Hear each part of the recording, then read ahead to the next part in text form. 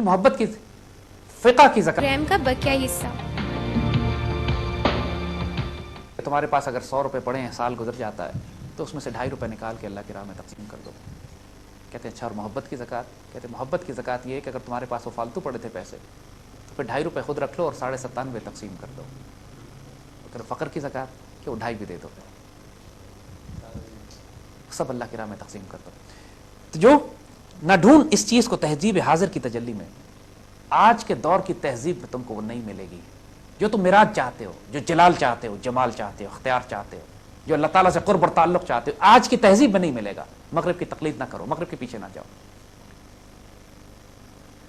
مغرب جس تہذیب کو چک کے تھوک چکا ہے، ہمارے بچے آج اس کو اڈاپٹ کرنے کی کوشش کرتے ہیں، کیونکہ ڈومیننٹ سویلائزیشن ہے نا. میڈیا ان کے پاس ہے، اکانومی ان کے پاس ہے، لوگ پڑھ لکھ کے امریکہ سے آتے ہیں اور اس کے بعد صرف سائنس اینڈ ٹیکنالوجی نہیں، ان کی تہذیب بھی ساتھ لاتے ہیں، ان کی اخلاقیات، ان کی ویلیوز بھی ساتھ لاتے ہیں. کہ پایا میں نے استغنا میں معراج مسلمانی، عقابی روح جب بیدار ہوتی ہے جوانوں میں، جب جوانوں میں عقابی روح پیدا ہوتی ہے، نظر آتی ہے اس کو اپنی منزل آسمانوں میں. مسلمانوں کی جو خودی انسان کے اندر ہے، خودی اصل میں وہ چنگاری ہے، وہ جو شعلہ ہے جو اٹھتا ہے اللہ کی طرف، جو اس کو کھینچتا ہے اللہ کی طرف، جس کے اندر وہ سارے ایٹریبیوٹس موجود ہیں جو اللہ تعالیٰ نے اپنے خلیفۃ اللہ فی الارض کو دیے ہوئے ہیں. وہ خودی ہے. اقبال جب خودی کا لفظ استعمال کرتے ہیں، خودی کا لفظ یونیک ہے، اقبال کی شاعری میں یونیک ہے. اقبال سے پہلے 1400 سال کی مسلم تاریخ میں کبھی کسی مسلمان نے خودی کا لفظ نہیں استعمال کیا. It's a new term that Iqbal has given. لیکن جس چیز کو وہ ایکسپلین کر رہے ہیں وہ روحانی طاقت جو ہر فرد میں موجود ہے، ہر بچے میں موجود ہے، آپ سب میں موجود ہے. وہ چنگاری جس کو بھڑکا کے ایک شعلہ بنتی ہے اور اس کے بعد وہ نار، وہ ایسی آگ کہ جو نور لنا نور، وہ اللہ کی طرف اٹھتی ہے، اللہ کی طرف جاتی ہے. لا شرقیہ لا غربیہ، جو لا شرق، جو نہ مشرق کی طرف جاتی ہے نہ مغرب کی طرف جاتی ہے، جو اپنا فیض نہ مشرق سے لیتی ہے نہ مغرب سے لیتی ہے. اسلامیہ وہ صرف اللہ سے لیتی ہے.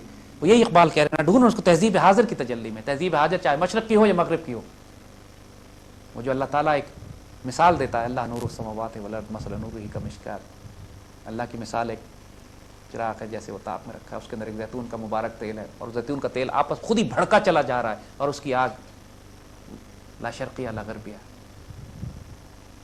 یہی اقبال آپ کو بتانا چاہ رہے ہیں، ہم کو بتانا چاہ رہے ہیں کہ تمہارے اندر جو آگ ہے اس کو مشرق اور مغرب کی طرف مت پھیرو، اس کا رخ اپنے رب کی طرف رکھو.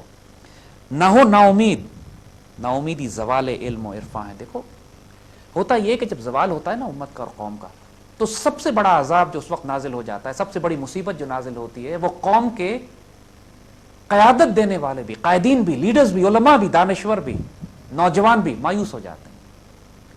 اسی لیے مایوسی کو کفر کہا گیا ہے کہ اگر جس وقت قوم مایوس ہو گئی اس کے بعد اب عروج کا اور اٹھنے کا کوئی راستہ نہیں ہے. کسی قوم کو اگر عروج پہ لے کر جانا ہے تو سب سے پہلے اس کو امید دلانی ہوتی ہے. ڈاکٹر بھی مرتے ہوئے پیشنٹ کو کبھی نہیں کہتا کہ انشاءاللہ تھوڑی دیر میں انتقال کر جاؤ گے تم، کہتا ہے دعا کیجئے اللہ کو، انشاءاللہ کوئی نہ کوئی خیر کا راستہ نکال دے گا. تو سب سے پہلے جو دشمن کا حملہ بھی جو مسلمانوں پر ہوتا ہے، ہمارے نوجوانوں پر ہوتا ہے، وہ ان کے ذہنوں پر ہوگا. Psychological warfare, information warfare. کچھ نہیں ہو سکتا، پاکستان ٹوٹنے لگا، یہ مسلمان دنیا کیسے ترقی کرے گی، کیسے عروج حاصل کرو گے؟ تم کر ہی کچھ نہیں سکتے. ہم مسلمان کیا کریں گے؟ ہم تو آپس میں لڑتے رہتے ہیں، ہم تو صوبائیت علاقہ یہ فرقہ واریت میں تقسیم ہوئے ہوئے، مسلمان متحد ہو ہی نہیں سکتے. یہ ساری کی ساری مایوسیاں، نا امیدیاں جو پھیلائی جاتی ہیں. اب آپ نوٹ کرو گے کہ واقعی ساری باتیں تمہارے اطراف میں لوگ کر رہے ہوتے ہیں، اور قوم کو تباہ کرنے کا سب سے آسان طریقہ ہے اس میں مایوسی پھیلا دیجیے. فرماتے ہیں نہ ہو نا امید، نا امید مت ہو، کہ نا امیدی زوال علم و عرفان.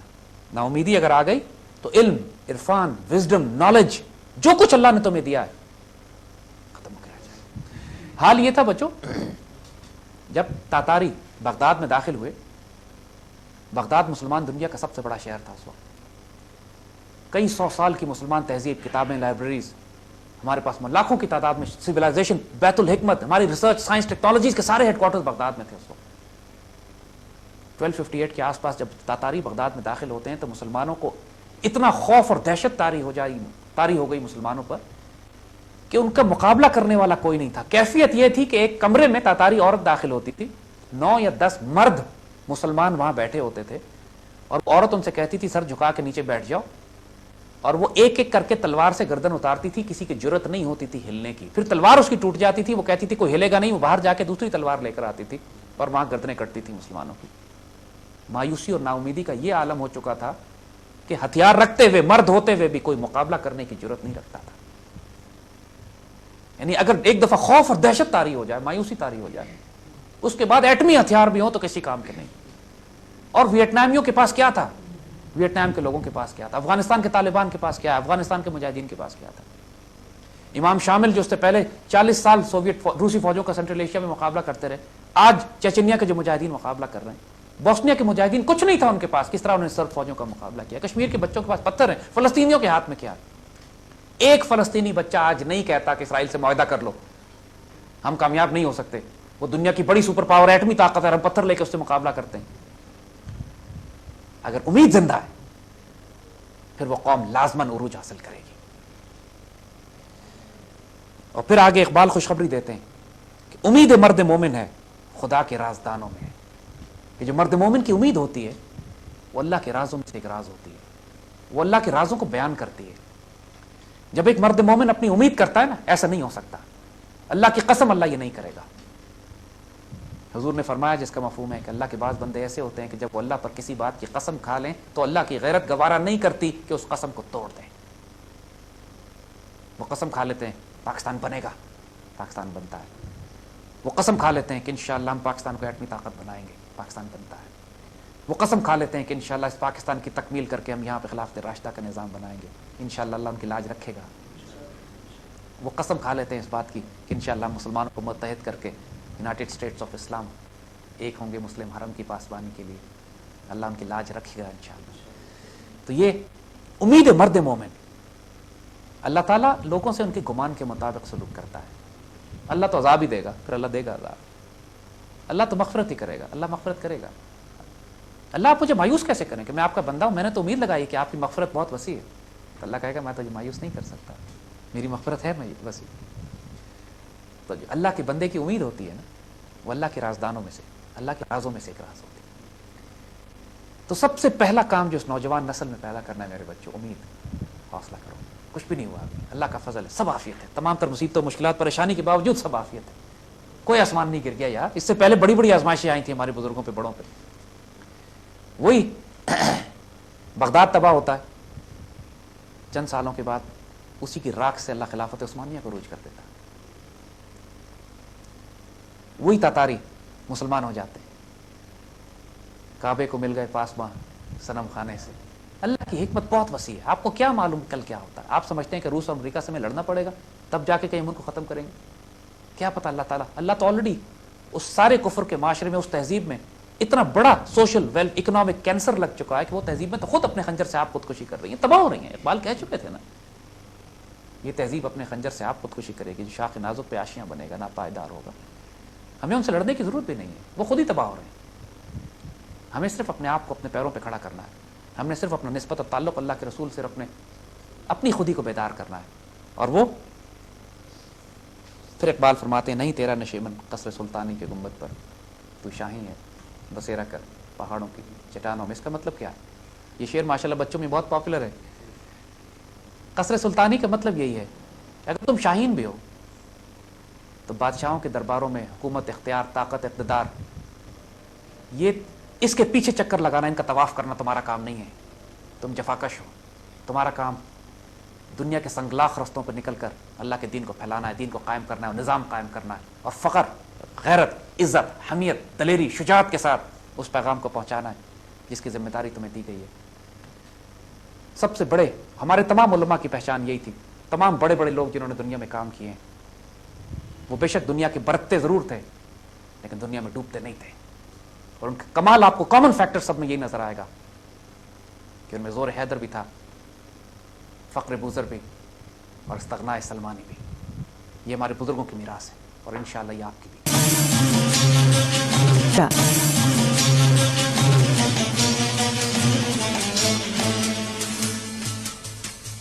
میں یہ لکھا ہے کہ اس میں وہ کہتے ہیں کہ اسی میں حفاظت ہے انسانیت کی کہ ہوں ایک جنیدی اور ارتھ شیری. اس میں جنیدی اور ارتھ شیری سے کیا مراد ہے؟ جی بیٹا, اقبال کا بڑا خوبصورت ماشاءاللہ جو آنے والے دور میں جس قسم کی حکمرانی مسلمانوں کو عطا ہونی ہے اور جو ہم نے نسل پیدا کرنی ہے وہ جنیدی اور ارد شعری ہونی چاہیے. اقبال فرماتے ہیں کہ انسانیت کی فلاح اب اس میں ہے کہ جنیدی اور ارد شعری کو اکٹھے ہونا. دیکھو بچوں، جنیدی سے مراد یہاں جنید بغدادی رحمۃ اللہ علیہ، اللہ کے ولی، درویش، فقیر کامل. اور ارد شیر سے مراد یہاں پر ایران کا ایک بادشاہ تھا ارد شیر. اس سے مراد پولیٹیکل اور ملٹری اکنامک پاور ہے. اقبال یہ کہہ رہے ہیں کہ جب پولیٹیکل، اکنامک اور ملٹری پاور کسی ایسے فقیر کے ہاتھ میں آ جائے گی کہ جو اپنی ذات میں اللہ کا ولی اور درویش ہوگا، پھر دیکھنا تبدیلی کیا آتی ہے. انسانیت کی فلاح اب اس میں. یہ تو جارج برنارڈ شاہ جیسے آدمی نے کہا تھا بات کہ حضور اکرم صلی اللہ علیہ وآلہ وسلم جیسا کوئی وجود اگر دنیا کی ڈکٹیٹرشپ سنبھال لے، اس نے یہ لفظ استعمال کیا تھا، اگر آپ دنیا کی ڈکٹیٹرشپ سنبھال لیں تو پوری دنیا میں جنگیں ختم ہو جائیں گی، امن اور عافیت. وہ ایک مغربی مفکر یہ بات کرتا ہے.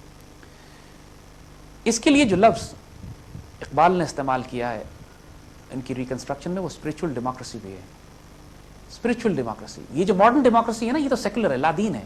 یہ تو فحش ڈیموکریسی ہے. ڈیموکریسی کیا ہے؟ یہ تو آوارگی ہے، انارکی ہے، جس کے اندر جس کے پاس زیادہ لوگ ہوتے ہیں چیخنے چلانے والے، جس کے پاس زیادہ پیسہ ہوتا ہے، زیادہ میڈیا ہوتا ہے، وہ اختیار جو مینوپولیٹ کر سکتا ہے. لیکن جب اس میں آپ اسپرچول یا روحانی کا کنٹینٹ ایڈ کر دیتے ہیں، جو خلفۂ راشدین کے دور میں جو حکومت ہے، کیا وہ ڈکٹیٹرشپ ہے؟ نو.